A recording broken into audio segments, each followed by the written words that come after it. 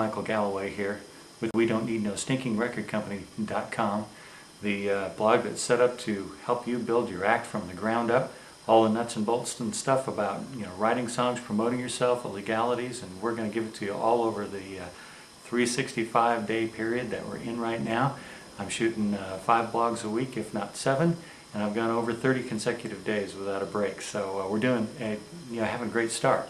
Anyway, I want to talk to you tonight a little bit about some of that stuff that helps songs become predictable, but also how to use the same technique to use some surprises. Well, we've talked about songs being about 70% predictable so that people can follow them easily. Any less than that, it's difficult to follow them. They're kind of challenged, and some of them might. And any more predictable than that, then you're in a situation where actually people become bored. And so the rhyme scheme is one of the several things we've been talking about that makes a song somewhat predictable. Don't get too hung up, I don't think, on rhymes being absolutely perfect. Jimmy Webb, one of the great songwriters of the 70s, seems to still be torturing over a line that he wrote in Wichita Lineman because it wasn't perfect.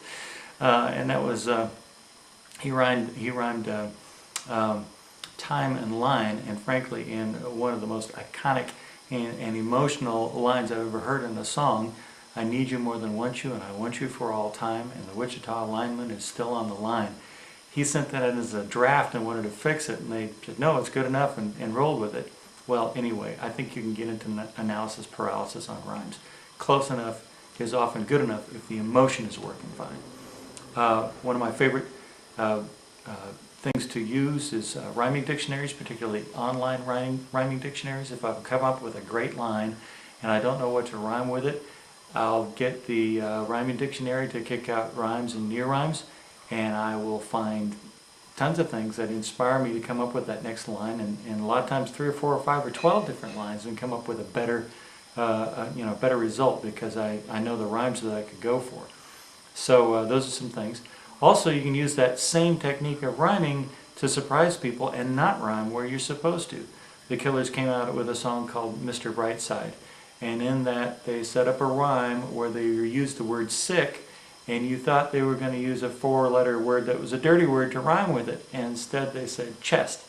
It almost became a psychological hook all by itself because you couldn't quite believe what you heard and you had to hear it again. Lots of cool things that you can do with rhymes, both predictable and unpredictable. I think the more you try to rhyme first of all perfect rhyme, and then try to rhyme a near rhyme if you can't do that. The more you rhyme, the more, shall we say, disciplined you are about your craft of songwriting. And so I do advocate rhymes.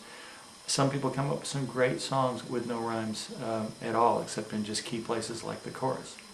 So that's a little bit about rhymes, about using rhymes to improve the predictability or to surprise people, just depending on which way you want to go. And I hope that helps you be a better songwriter. I am Ryan Michael Galloway, and I'm coming to you from WeDon'tNeedNoStinkingRecordCompany.com.